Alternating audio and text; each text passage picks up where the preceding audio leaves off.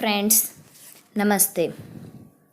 હવે ગયા લેક્ચરમાં આપણે વિદ્યાર્થી મિત્રો ભાગ 1નું આપણું ચેપ્ટર નંબર 3 વાણિજ્યક પત્રનો બાહ્ય દેખાવ, તો એ ચેપ્ટરને આપણે સંપૂર્ણ રીતે સમજ્યા હતા કે ભાઈ પત્રનો બાહ્ય દેખાવ કેવો હોવો જોઈએ કે જેનાથી સામેવાળી વ્યક્તિ પત્રને સારી રીતે સમજી શકે અને પત્ર તેના તરફ પોતે વાંચવા તરફ આકર્ષાઈ શકે. આવી બધી જ બાબતોને સમજ્યા હતા. તો હવે વિદ્યાર્થી મિત્રો ફરીથી આપણે વિભાગ 2માં આવી જઈએ, સેક્રેટરી પ્રેક્ટિસમાં, ને જેમાં ચેપ્ટર નંબર 3 છે કંપનીની સ્થાપના વિધિ. તો આપણે એ વિભાગ 2માં પહેલું ચેપ્ટર સેક્રેટરીનો અર્થ જોયો હતો, ત્યાર પછી કંપનીમાં સેક્રેટરીની શું જરૂર છે અને સેક્રેટરીની તો જરૂર છે, આ સાથે સાથે કંપનીની સ્થાપના કેવી રીતના થાય છે. તો વિદ્યાર્થી મિત્રો આપણે એ સમજવાનું છે. એ સમજતા પહેલાં આજે આપણા ચેપ્ટરની શરૂઆત કરતા પહેલાં એક નાનકડી અમથી સ્ટોરીને સમજશું. કહેવાય છે કે સાહસિક લોકો જ મોતીચારો મેળવી શકે એમ. તો એક ઝરણું હતું ને એ ઝરણાના કિનારે એક બગલો ગોકળ ગાયને પકડતો હતો એમ. તો ત્યાં અચાનક એક હંસ આવે છે ઉડીને એમ. તો રાજહંસને જોઈ બગલાએ પૂછ્યું કે તું વળી ક્યાંથી આવ્યો એમ. તો હંસે કહ્યું કે હું સ્વર્ગમાંથી આવું છું એમ. તો બગલો કહે એ વળી શું છે એમ સ્વર્ગ? તો હંસે કહ્યું ત્યાં મોતીચારો ચારો ખાવા મળે છે એમ, મોતીનો ચારો. સદાય શાંતિ અને સુખ જ હોય છે એમ. તારે આવવું હોય તો ચાલે એમ. તો બગલો કહે શું ત્યાં આવી ગોકળ ગાય હોય છે એમ? તો હંસ કહે ના ત્યાં નથી હોતી એમ. તો બગલો કહે તો પછી મારે નથી આવું, મને ગોકળ ગાય વગર ના ચાલે એમ. ટૂંકમાં સાહસ રત્ન એવું છે. Doctor N.R. નારાયણ મૂર્તિ એવું કહે છે કે મેં મારી પત્નીના દાગીના પણ બિઝનેસમાં ઉમી દેવાનું સાહસ કર્યું હતું, પણ મને શ્રદ્ધા હતી કે આ સાહસ મને સફળતા અપાવશે. જો તમે કોઈ પણ ધંધાની શરૂઆત કરતા હો, કોઈ પણ કાર્યની શરૂઆત કરતા હો, તો તમારે ખુદને સાહસ કરવું જરૂરી છે અને તમને શ્રદ્ધા હોવી જોઈએ કે આજે હું સાહસ કરું છું એમાં મને સફળતા ચોક્કસ મળશે. હવે આપણે આપણા અભ્યાસક્રમમાં આવી જઈએ વિદ્યાર્થી મિત્રો. તો આપણું ચેપ્ટર નંબર 3 કંપનીની સ્થાપના વિધિ. ચેપ્ટરનું નામ જ એવું છે. સાઈડમાં આપણને બોક્સમાં એવું આપ્યું છે કે આ પ્રકરણમાં તમે શું શીખશો. તો આપણે એનો અર્થ, વ્યાખ્યા, લક્ષણો, પછી એની જે સ્થાપનાની વિધિના અલગ અલગ તબક્કા છે, તો એની સ્થાપના પહેલાંની કઈ પરિસ્થિતિમાંથી પસાર થવું પડે, કયા તબક્કામાંથી, અને સ્થાપના પછી કયા તબક્કામાંથી પસાર થવું પડે, તો આ બધું જ આપણે સમજવાનું છે. તો વિદ્યાર્થી મિત્રો આ ચેપ્ટરમાં આપણે કંપનીની સ્થાપના કેવી રીતે થાય છે અને કેવી રીતે એની વિધિ શું છે એમ તેના વિશે અભ્યાસ કરવાનો છે. સાથે સાથે સેક્રેટરી પ્રેક્ટિસમાં કંપનીની સ્થાપનાની વિધિમાં સેક્રેટરીને કેવી જવાબદારી રહેલી છે. મહદ અંશે ટૂંકમાં સેક્રેટરી કંપનીમાં રહીને કાર્ય કરવાનું હોવાથી એની જવાબદારી કેવી છે? સેક્રેટરીની છે. પરંતુ અહીં સેક્રેટરીની સાથે સાથે એણે કંપનીની સ્થાપના વિધિનો પણ અભ્યાસ કરવાનો છે આપણે અહીંયા. તો અહીંયા વાણિજ્યક સેક્રેટરી પત્ર વ્યવહારમાં અનેક સ્વરૂપો છે એમ ટૂંકમાં, પરંતુ તેમાં વિશાળ સ્વરૂપ આપણે જોયું હતું ને કે કંપનીનું જ છે એમ, કે કંપની કૃત્રિમ વ્યક્તિત્વ ધરાવે છે અને એ વ્યક્તિત્વ મેળવવા માટે આપણને ખબર છે કે કંપનીની સ્થાપના વિધિમાંથી પસાર થવું પડે છે. તો અહીં આપણે કંપનીની સ્થાપના વિશે અભ્યાસ કરીશું. જોઈએ વિદ્યાર્થી મિત્રો પ્રસ્તાવિક એટલે કે પ્રસ્તાવના. વાણિજ્ય વ્યવસ્થા સ્વરૂપમાં વિશાળ વેપાર માટે કંપની સ્વરૂપ ખૂબ જ અનુકૂળ વ્યવસ્થા છે. મેં તમને કીધું ને કે વાણિજ્યક પત્ર વ્યવહારના જે સ્વરૂપો છે અથવા તો બિઝનેસને જે લગતા કોઈ કાર્ય કરે તો તેમાં વિશાળ સ્વરૂપ કંપની છે. તો કંપની કૃત્રિમ વ્યક્તિત્વ ધરાવે છે. તેનું કાયદાકીય વ્યક્તિત્વ આપોઆપ અસ્તિત્વમાં આવતું નથી. મેં તમને કીધું ને કે અહીંયા કૃત્રિમ વ્યક્તિત્વ ધરાવે છે અને એ કૃત્રિમ વ્યક્તિત્વ મેળવવા માટે એણે અહીંયા કંપનીની સ્થાપના વિધિમાંથી પસાર થવું પડે છે એમ. અસ્તિત્વમાં આવવા માટેની વિધિ જટિલ અને લાંબી છે. તેનું કાયદાકીય રીતે આપોઆપ અસ્તિત્વ નથી હોતું એમ ટૂંકમાં, પરંતુ એ જે વિધિ છે એ વિધિ જટિલ અને લાંબી છે એમ. તો વ્યક્તિગત માલિકીની સ્થાપના સરળતાથી થઈ શકે છે. હવે વ્યક્તિગત માલિકીની સ્થાપના એટલે વ્યક્તિ પોતે એક માલિક હોય અને એની સ્થાપના કરવાની હોય તો એ સરળતાથી થઈ શકે છે. પરંતુ ભાગીદારી પેઢીની નોંધણી મરજિયાત છે, એટલે કે નોંધણી ફરજિયાત છે. તેની સરખામણીમાં કંપનીની સ્થાપના વિધિ લાંબી, અટપટી અને ખર્ચાળ છે. કંપની ધારાની જોગવાઈઓનું પાલન જરૂરી દસ્તાવેજોની નોંધણી અને કાનૂની પ્રક્રિયાઓની પૂર્ણ કર્યા બાદ જ કંપની અસ્તિત્વમાં આવે છે. કીધું હતું ને કે કંપની ધારાની જે જોગવાઈ આપેલી છે, જે પાલન છે, જે જરૂરી દસ્તાવેજો છે, ખરેખર નોંધણી કરવી પડે. આ ઉપરાંત એની જે કાનૂની પ્રક્રિયા છે, એ તમામ પ્રક્રિયાઓમાંથી વિદ્યાર્થી મિત્રો પસાર થવું પડે છે. ત્યારબાદ જ કંપની અસ્તિત્વમાં આવે છે. કૃત્રિમ કાનૂની વ્યક્તિત્વને અસ્તિત્વમાં લાવવાનું કાર્ય કરનારને સ્થાપક, પ્રયોજક કે પ્રવર્તક તરીકે ઓળખવામાં આવે છે. હવે કૃત્રિમ કાનૂની વ્યક્તિત્વને અસ્તિત્વમાં લાવવાનો એટલે કે આ કંપની પોતે કૃત્રિમ વ્યક્તિત્વ ધરાવે છે અને કાનૂનની દ્રષ્ટિએ આપણો જે જોગવાઈ છે, જે કાયદો છે 2013નો અને એ પહેલાંનો, એ કાયદાની દ્રષ્ટિએ અસ્તિત્વમાં લાવવાનું કાર્ય કોણ કરે કે ભાઈ જે કંપનીને સ્થાપે, જે સ્થાપક છે એને પ્રયોજક કે પ્રવર્તક તરીકે ઓળખવામાં આવે છે. તો આપણે હવે આગળ અહીંયા વિદ્યાર્થી મિત્રો આપણે અહીંયા કંપનીનો અર્થ અને તેના લક્ષણોની ચર્ચા કરવાની છે. તો જોઈએ આપણે કંપનીનો અર્થ. પહેલાં તો હું તમને સામાન્ય રીતે મારી ભાષામાં કહી દઉં. તો જો બ્રિટિશ લો પ્રમાણે જોઈએ ને તો કંપનીનો અર્થ એવો થાય, ટૂંકમાં કંપની એટલે કે કાયદાકીય વ્યક્તિત્વ અથવા કૃત્રિમ વ્યક્તિત્વ. કંપનીના સભ્યો બદલાઈ જાય, નિવૃત્ત થાય કે મૃત્યુ પામે, છતાંય અહીંયા કંપનીનું અસ્તિત્વ પર કોઈ જ અસર પડતી નથી. એટલે કે કંપની ફડચામાં જાય, કંપની બંધ થાય કે કંપનીનું વિસર્જન ન થાય, ત્યાં સુધી અહીંયા કંપનીના સભ્યો બદલાતા રહે, મેનેજિંગ ડિરેક્ટર બદલાતા રહે, પરંતુ અહીંયા કંપનીના અસ્તિત્વમાં કોઈ અસર પડતી નથી. જોઈએ આપણે કંપનીનો કાયદાકીય રીતે અને ટેકનિકલ કોઈ ચોક્કસ અર્થ નથી. મેં તમને કીધું ને કે કાયદાકીય અને ટેકનિકલ રીતે કોઈ એવો ફિક્સ અર્થ જ નથી કે ભાઈ આ જેનો અર્થ છે. પરંતુ બ્રિટિશ કોમન લો મુજબ કંપનીનો કાયદાકીય વ્યક્તિત્વ શા માટે? કારણ કે અહીંયા આપણે જે કંપની ધારો 2013નો છે, એ પહેલાંનો જે કંપની ધારો છે એ કંપની ધારા પ્રમાણે અહીંયા કાર્ય કરે છે, એટલે એ કાયદાકીય વ્યક્તિત્વનું અસ્તિત્વ પ્રાપ્ત કરે છે. અથવા કૃત્રિમ વ્યક્તિત્વ, આપણને ખબર છે ને કંપની કૃત્રિમ વ્યક્તિત્વ ધરાવે છે, એવો થાય છે.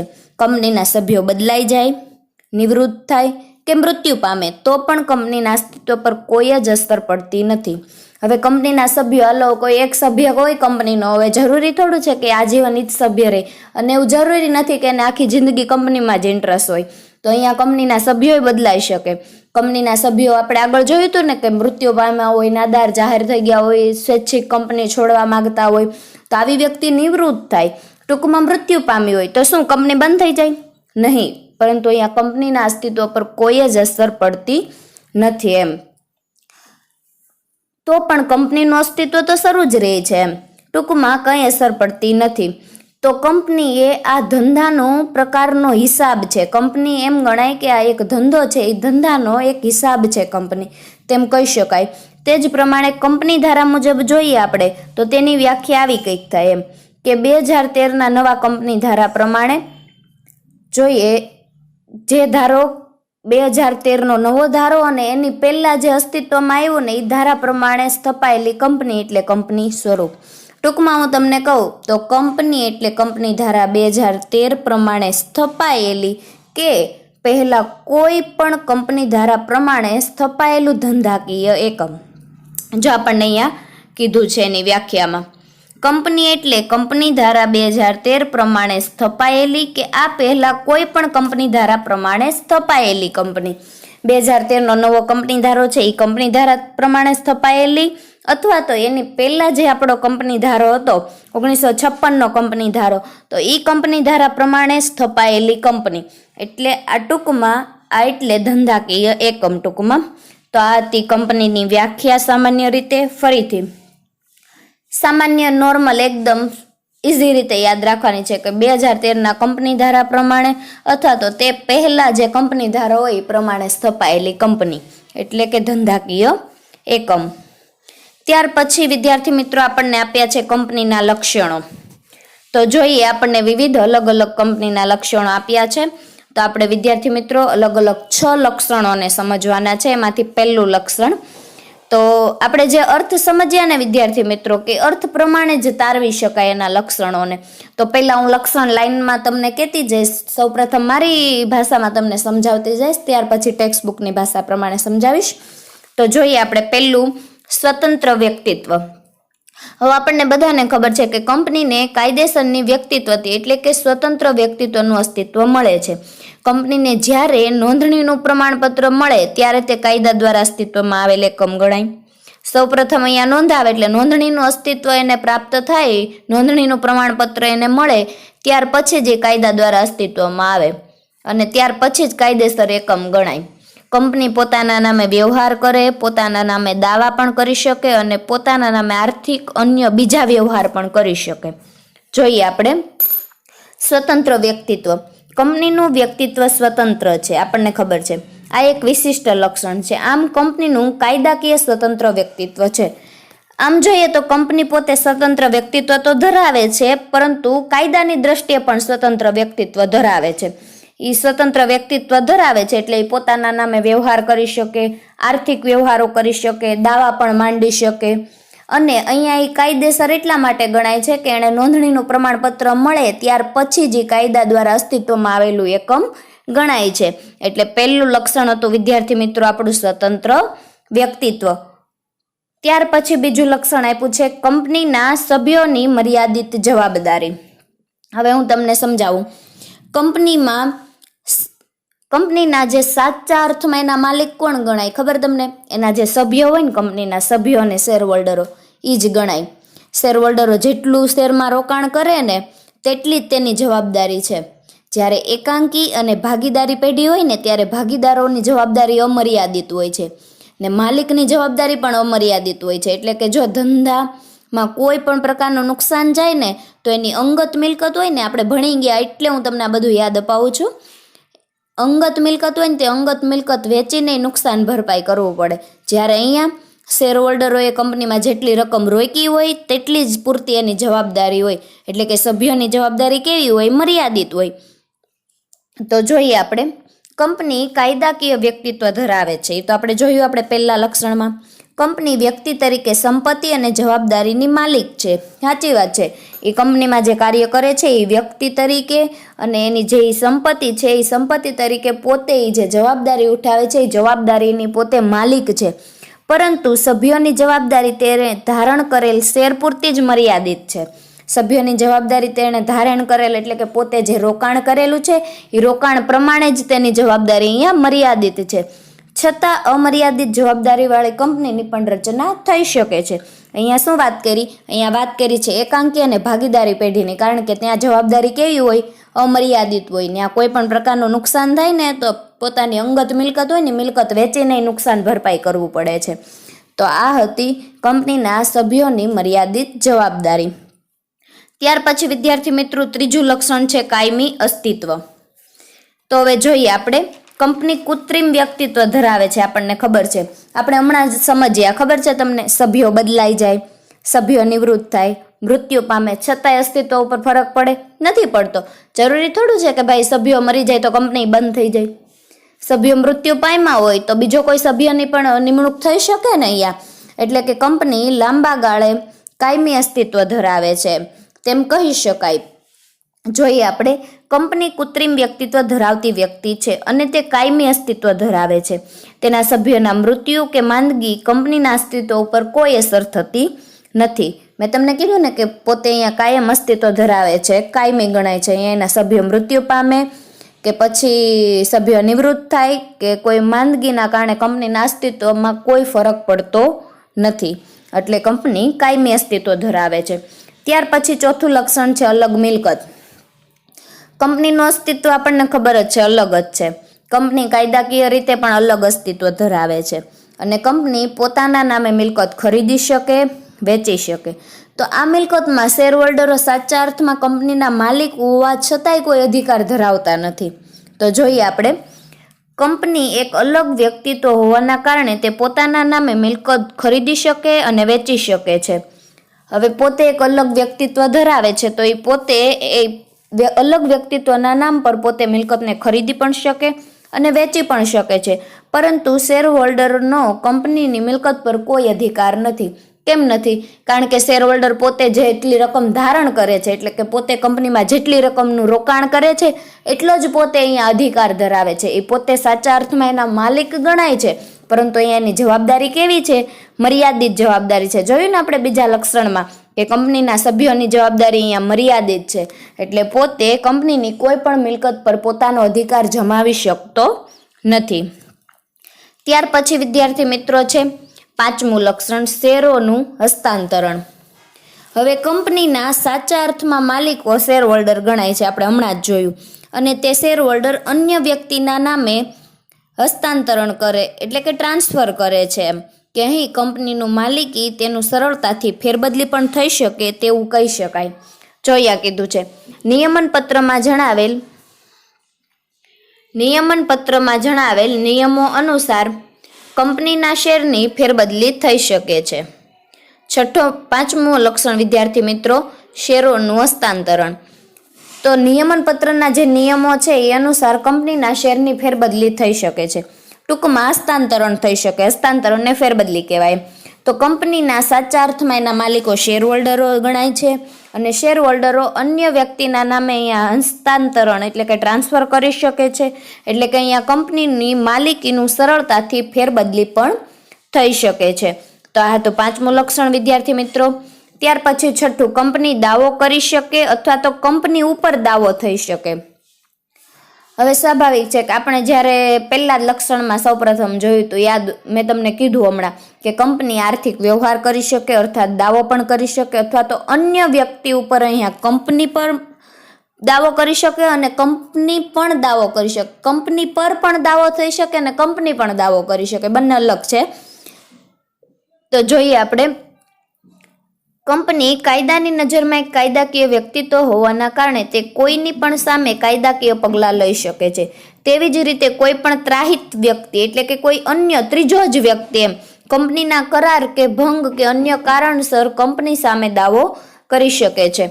હવે બહારની કોઈ અન્ય વ્યક્તિ હોય કે જે કંપનીની જ ના હોઈ શકે, તો ભાઈ કંપનીની બાબતમાં અથવા તો કોઈ પણ બાબતે એણે કંપનીની અંડરમાં રહીને કોઈ પણ પ્રકારનું કાર્ય થયું અથવા તો એની સાથે કોઈ પણ પ્રકારની ઘટના બની, તો એવા સંજોગોમાં અહીંયા કંપનીના કરાર ભંગ કે અન્ય કારણ સામે કંપની સામે પોતે દાવો કરી શકે છે. એટલે કંપની દાવો કરી શકે છે અને કંપની ઉપર પણ દાવો થઈ શકે છે. ટૂંકમાં કેમ કે કાયદાની નજરમાં એક વ્યક્તિત્વ હોવાના કારણે કંપની કાયદાકીય પગલાં લઈ શકે અને સામેની વ્યક્તિ પણ કાયદાકીય પગલાં લઈ શકે છે.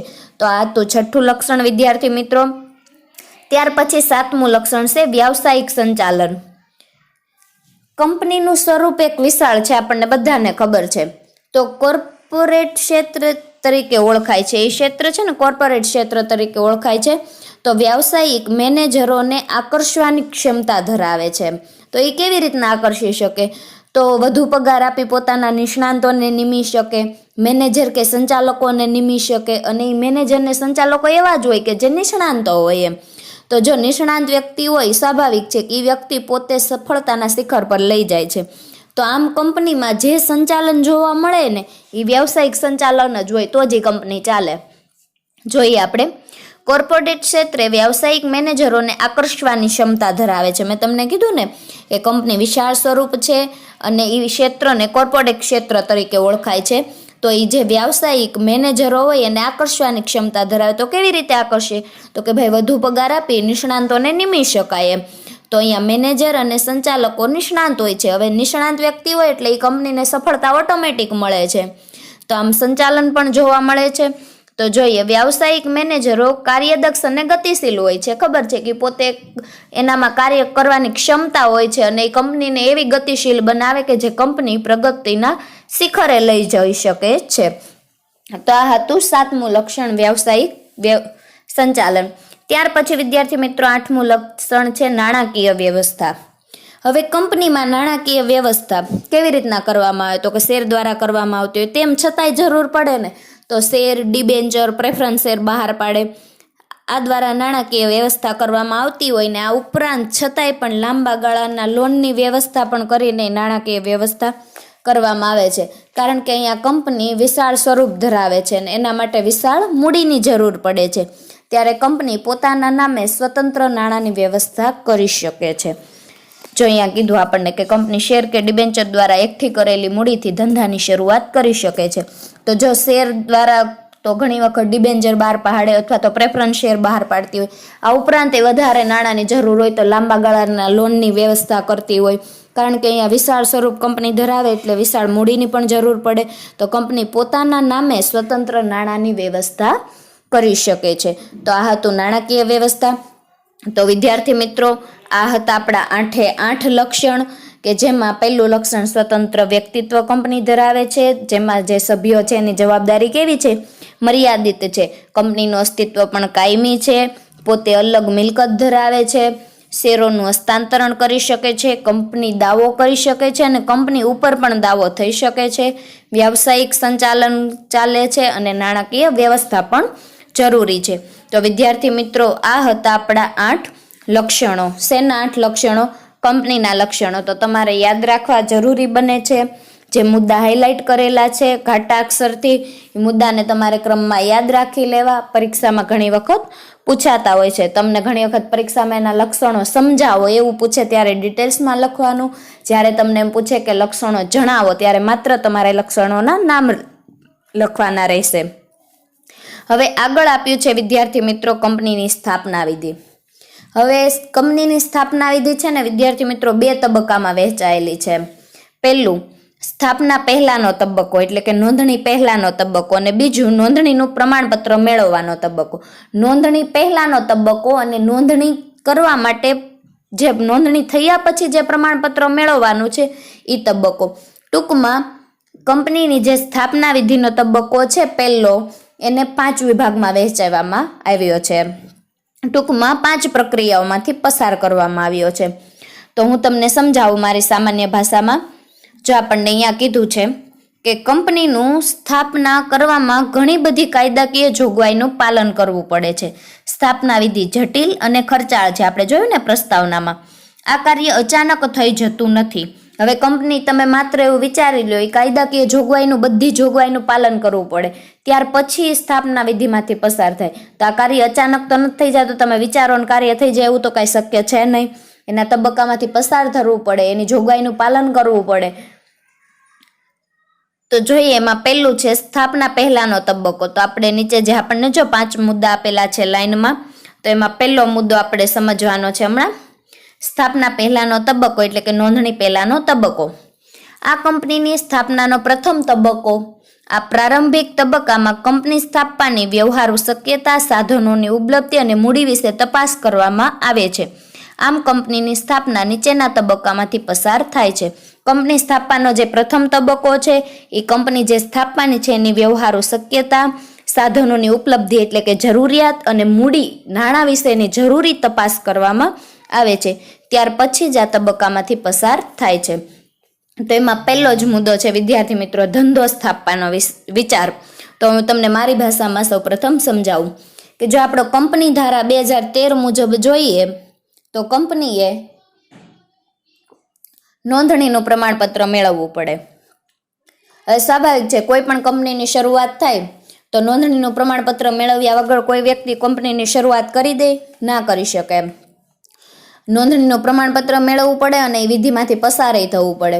તો કંપનીને કોઈ પણ ઔદ્યોગિક એકમની સ્થાપના ક્યારે થઈ શકે અને સૌ પ્રથમ કંપનીએ ધંધો સ્થાપવાનો જ વિચાર આવે.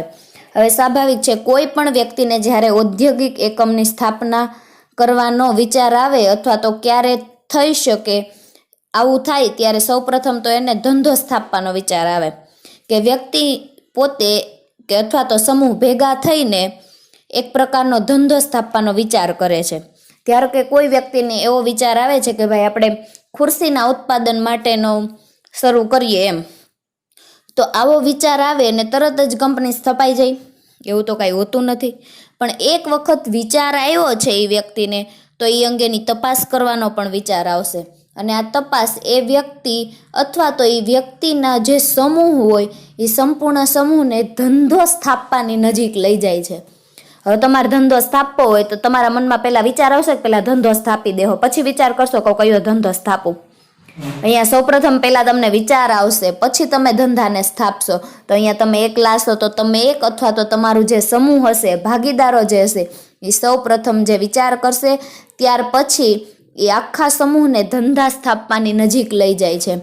જ્યારે કોઈ વ્યક્તિને વિકાસ કરવાનો વિચાર આવે ત્યારે તે વ્યક્તિ પોતે અન્ય વ્યક્તિને જણાવે છે અને તે વ્યક્તિ બીજી કોઈ વ્યક્તિને જણાવે છે. આવી જ રીતના સમૂહ રચાતા હોય છે. ટૂંકમાં અંદરો અંદર ચર્ચા થતી હોય છે એમ ધંધો સ્થાપવાની. અને એ ચર્ચામાં પોઝિટિવ અને નેગેટિવ, પ્લસ અને માઇનસ પોઈન્ટ, આ બંને પોઈન્ટની ચર્ચા કરવામાં આવે છે. અને આ વિચારણાના અંતે ધંધો સ્થાપવો કે નહીં તેનો નિર્ણય નક્કી કરવામાં આવે છે. અને જો યોગ્ય જણાય તો તે વ્યક્તિ એ અંગેની પ્રાથમિક તપાસ હાથ ધરે છે. તો જોઈએ આપણે વિદ્યાર્થી મિત્રો, આ મેં તમને મારી ભાષામાં સમજાવ્યું. હવે જોઈએ ધંધો સ્થાપવાનો વિચાર. કંપની સ્વરૂપમાં ધંધાની સ્થાપના અંગેનો ખ્યાલ એ વ્યક્તિને કે વ્યક્તિના સમૂહને ઉદ્ભવે છે. મેં તમને કીધું ને કે અહીંયા વ્યક્તિને વિચાર આવ્યો, મેં તમને ઉદાહરણ આપ્યું. આપણે ધારો કે હાલો માની લે કે ખુરશીનો ઉત્પાદનનો વિચાર આવે છે, તો વિચાર આવે તરત તો કંપની સ્થપાઈ જાય એવું નથી હોતું. એ વિચાર આવે તો એ અંગેની તપાસ કરવાનો પણ એને વિચાર આવે. તો એ વ્યક્તિ પોતે એકલો હોય તો એકલો, અથવા તો સમૂહ હોય તો સમૂહ, સંપૂર્ણ તપાસ બાદ એ ધંધો સ્થાપવાની નજીક એનો વિચાર જાય છે. અને એ વ્યક્તિને વિચાર આવે તો એક વ્યક્તિ બીજી વ્યક્તિને, બીજી વ્યક્તિ ત્રીજી વ્યક્તિને, આમ સમૂહ રચાતો હોય છે.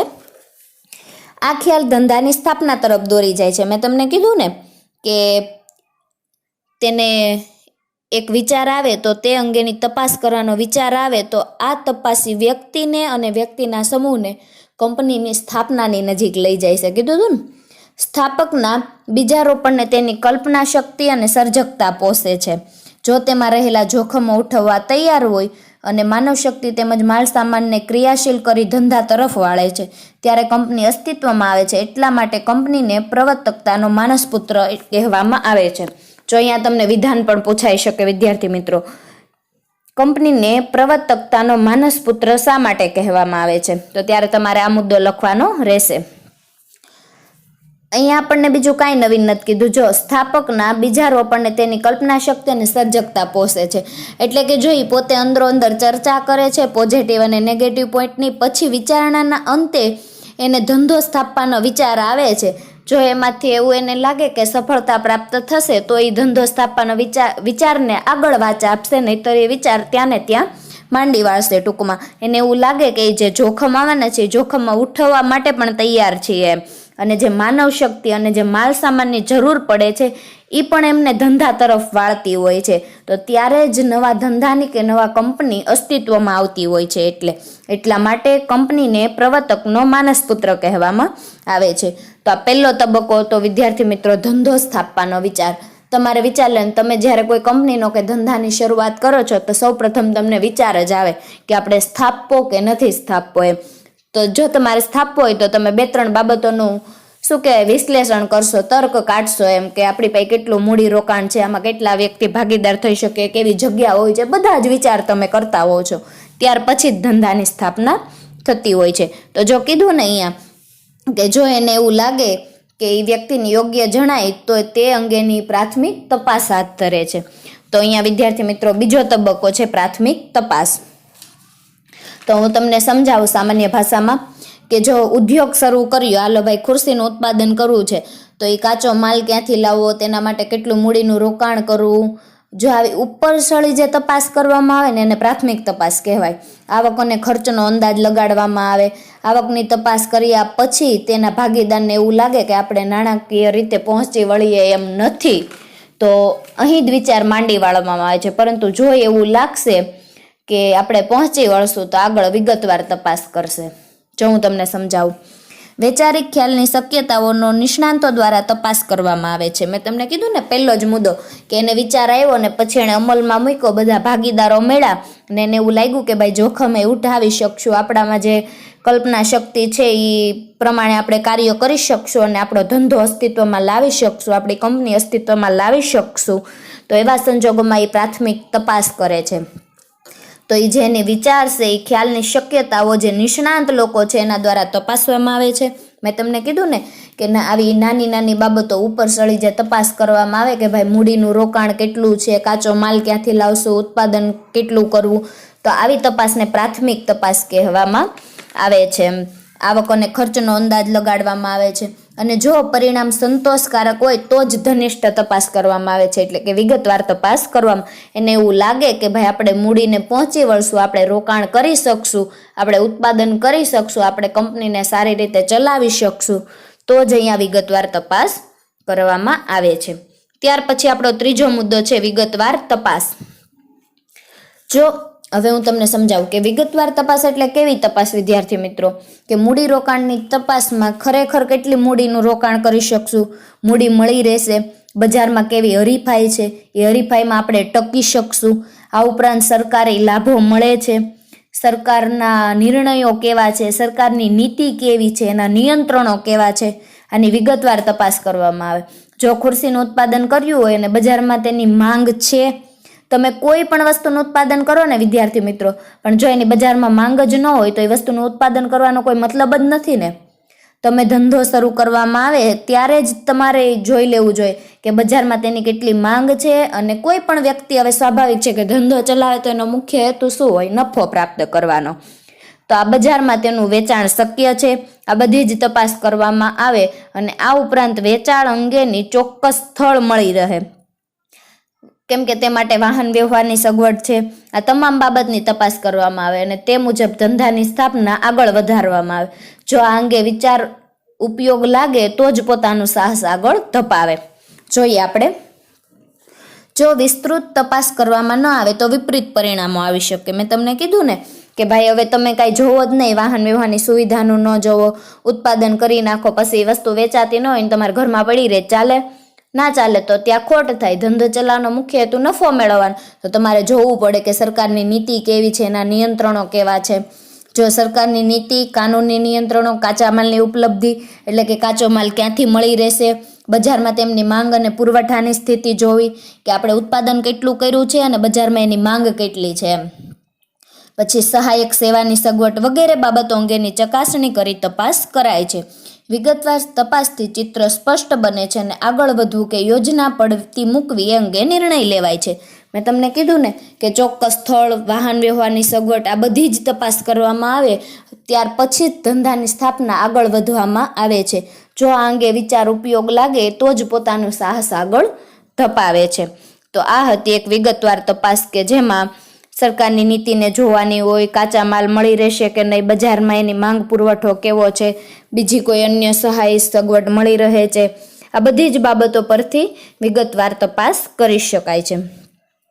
ત્યાર પછી ચોથો તબક્કો છે વિદ્યાર્થી મિત્રો, સંસાધનોની સગવડ. આપણે જોયું ને આગળ, પ્રવર્તકો એટલે કે ધંધાને સ્થાપનાર લોકોને પ્રવર્તકો કહેવાય. તો આ પ્રવર્તકો ખરેખર સાહસિક હોય અને આમાં જે મર્યાદા ઊભી થાય ને તેનું નિવારણ લાવી શકતા હોય એ લોકો, કારણ કે એણે પોતે સ્થાપના તરફ પ્રયાસ કર્યો હોય, પ્રયાણ કર્યો હોય. ત્યારબાદ તે પોતે સંસાધનોની સગવડની તપાસ કરે છે. સંસાધનો એટલે કે જે સાધનો હોય એ સંસાધનોની સગવડ કરે છે. જો કોઈ ધંધો શરૂ કર્યા બાદ તેની આવડત અને શક્તિને અનુરૂપ તે ધંધાની સ્થાપનાનો વિચાર આગળ ધપાવે અને સંસાધનોની સગવડ અંગેનો વિચાર પણ આગળ ધપાવે. ત્યારબાદ ધારો કે ખુરશીના ઉત્પાદન માટે આપણને ખબર છે અમુક ઓજારોની જરૂર પડે, અમુક પ્લાન્ટની જરૂર પડે, મશીનરીની જરૂર પડે, જમીનની જરૂર પડે. તો આવા સાધનોની વ્યવસ્થા કેવી રીતે કરવી તે અંગેનો વિચાર કરવામાં આવે છે. જોઈએ આપણે, પ્રોજેક્ટને આગળ ધપાવવાનો નિર્ણય લેવામાં આવે ત્યારે જરૂરી સંસાધનો જેમ કે મશીનરી, સાધનો, જમીન વગેરેની વ્યવસ્થા કરવા પત્ર વ્યવહાર, કરાર જેવી અન્ય વિધિઓ કરવામાં આવે છે. સ્વાભાવિક છે કે જો પ્રોજેક્ટ એટલે કે જે આ ધંધો શરૂ કર્યો, જે કંપનીની શરૂઆત કરી, એને આગળ લઈ જવો હોય, કેમ કે આપણે પહેલાં વિચાર તો કરી લીધો, પછી આપણે પ્રાથમિક તપાસ કરી લીધી. પ્રાથમિક તપાસ કર્યા પછી એવું લાગ્યું કે ભાઈ આપણી કેપેસિટી છે ને સંતોષકારક છીએ, તો વિગતવાર તપાસ કરી. વિગતવાર તપાસ કર્યા પછી આપણે જે શરૂ કરવાના છીએ એના સંસાધનો તો મેળવવા પડે ને. તો એના માટે મશીનરી, સાધનો, જમીન, અન્ય કંપની સાથે કે અન્ય કોઈ એકમો એની સાથે પત્ર વ્યવહાર કરવા પડે, કરાર કરવા પડે. તો આ બધી વિધિમાંથી પસાર થવું પડે છે ટૂંકમાં. તો આ બધી જ બાબતો એક પ્રવર્તકોમાં હોય છે. તો આ હતી સંસાધનોની સગવડ. ત્યાર પછી જ આ એનો પ્રોજેક્ટ, જે નિર્ણય, જે કંપની છે, જે એકમ છે એ આગળ જઈ શકે છે. ત્યાર પછી વિદ્યાર્થી મિત્રો છેલ્લો તબક્કો છે પાંચમો, નાણાકીય વ્યવસ્થા. કોઈ પણ એકમની સ્થાપના કરવાની હોય ને, તેમાં જ્યારે કંપનીની શરૂઆત કરવાની હોય ને, ત્યારે તો વિશાળ સ્વરૂપ, આપણને ખબર છે કંપની એક વિશાળ સ્વરૂપ છે અને એમાં જરૂર કેવી પડે, મૂડીની વિશાળ જ પડવાની છે. તો મૂડી કેવી રીતે મેળવવી, તેમાં મોટા ભાગે મૂડી સ્થિર મિલકતોમાં રોકાતી હોય છે. તો હવે સ્થિર મિલકતોમાં મૂડી રોકાણી, તમે કોઈ મિલકત વસાવી દીધી, ભાઈ ખુરશીનું ઉત્પાદન કરો છો, તો તેના રંગકામ માટેનું જે મશીન હોય, હાલો ભાઈ આપણે ઉદાહરણ તરીકે જોઈએ, તો એ એક સ્થિર મિલકત ગણાય છે. તો એ મિલકત માટે જે રોકેલી મૂડી છે, એ મૂડી કઈ રીતના આપણે પ્રાપ્ત કરવી, કઈ રીતના ઊભી કરવી, તો શેર દ્વારા, પ્રેફરન્સ શેર દ્વારા, ડિબેન્ચર દ્વારા, ધંધાના માલિકો કે સ્થાપક દ્વારા કેટલું રોકાણ કરવામાં આવ્યું, તે અંગેની વ્યવસ્થા ક્યાંથી અને કેવી રીતે કરવી, તે અંગેની વિચારણા, નાણાકીય વ્યવસ્થા, આ બધી જ બાબતોનું અહીંયા અવલોકન કરવામાં આવે છે. ટૂંકમાં જો અહીંયા કીધું, જે સાધનો કે મિલકતો ખરીદવા માટે અને સ્થાપના અંગે જરૂરી ખર્ચાઓ આવશ્યક બનશે, તે નાણાકીય બાબતોની વિચારણા પણ હાથ ધરવામાં. ટૂંકમાં આ શરૂઆત કરો છો તેના માટે તમે જે મિલકતો ખરીદો છો, જે સાધનો ખરીદો છો, જે ખર્ચા પૂરા પાડો છો, આ બધી જ બાબતોનો વિચાર કરવામાં આવે છે. મેં તમને કીધું ને કે એ શેર દ્વારા કરી શકે, પ્રેફરન્સ શેર બહાર પાડે, ડિબેન્ચરો બહાર પાડે, પછી ધંધામાં જે સ્થાપના કરવામાં આવી ત્યારે માલિકોએ કેટલું રોકાણ કર્યું, આ બધી જ બાબતોની વ્યવસ્થા કરી, વિચારણા કરી, ત્યાર પછી નાણાકીય વ્યવસ્થા કરવામાં આવે છે. અને ત્યારબાદ નોંધણીનું પ્રમાણપત્રની કાર્યવાહીની જરૂર પડે છે. તો જ સ્થાપના પહેલા અંગેના તબક્કામાંથી આ 5 બાબતોમાંથી પસાર થવું પડે છે. ત્યાર પછી નોંધણીના તબક્કાનો આવશે. તો આ હતું વિદ્યાર્થી મિત્રો આપણે કંપનીની સ્થાપનાની વિધિ. એમાં 2 બાબતો, જેમાં પહેલી બાબત સ્થાપના પહેલાનો તબક્કો એટલે કે નોંધણી પહેલાનો તબક્કો, જેમાં 5 બાબતો. સૌ પ્રથમ વ્યક્તિને વિચાર આવે છે ધંધો સ્થાપવાનો, પોતે વિચાર આવે છે, તો એ વિચાર વખતે જ પોતે અન્ય વ્યક્તિને જણાવે છે. ત્યારે એ સંપૂર્ણ સમૂહ ભેગું થઈ અને પોતે નિર્ણય લે છે, જોખમો ઉઠાવવા તૈયાર થાય છે, પોતે ક્રિયાશીલ બને છે અને ધંધો અસ્તિત્વમાં આવે છે. ત્યાર પછી પોતે પ્રાથમિક તપાસ કરે છે. પ્રાથમિક તપાસમાં પોતે વિચારે છે કાચો માલ ક્યાંથી મળી રહેશે, મૂડીનું રોકાણ ક્યાંથી કરીશું, આવી ઉપર ચડી તપાસ કરે છે. એ તપાસ કર્યા પછી પરિણામ સંતોષકારક લાગે તો વિગતવાર તપાસ કરે છે. વિગતવાર તપાસમાં એ સરકારની નીતિને પણ ધ્યાનમાં રાખે છે. ત્યાર પછી સંસાધનોની સગવડ, સંસાધનો ક્યાંથી પ્રાપ્ત થઈ શકશે, એ સંસાધનોમાં કેવા સંસાધનોની જરૂર પડે છે, અને આ બધા જ સંસાધનોને વસાવવા માટે નાણાંની જરૂર તો પહેલાં પડે છે. તો આ નાણાકીય વ્યવસ્થા, તો આ તમામ બાબતોમાંથી વિદ્યાર્થી મિત્રો પસાર થવું પડે છે. આજના લેક્ચરમાં આપણે સ્થાપના વિધિની પ્રસ્તાવના જોઈ, કંપનીનો સામાન્ય રીતે 2 અર્થ જોયા, કંપનીના લક્ષણો જોયા અને આપણે કંપનીની સ્થાપના વિધિ જોઈ. હવે આવતા લેક્ચરમાં આપણે નોંધણીનો તબક્કો સમજશું. તમે આ બધા જ મુદ્દાને લાઈનમાં યાદ રાખજો, પરીક્ષામાં પૂછાય છે. કંપનીની સ્થાપના વિધિ, એમાં ખાસ કરીને સ્થાપના પહેલાનો તબક્કો એટલે કે નોંધણી પહેલાનો તબક્કો પૂછાતો હોય છે. તો વિદ્યાર્થી મિત્રો તમારે એક વખત જોઈ લેવો. બસ આજના લેક્ચર પૂરતું આટલું.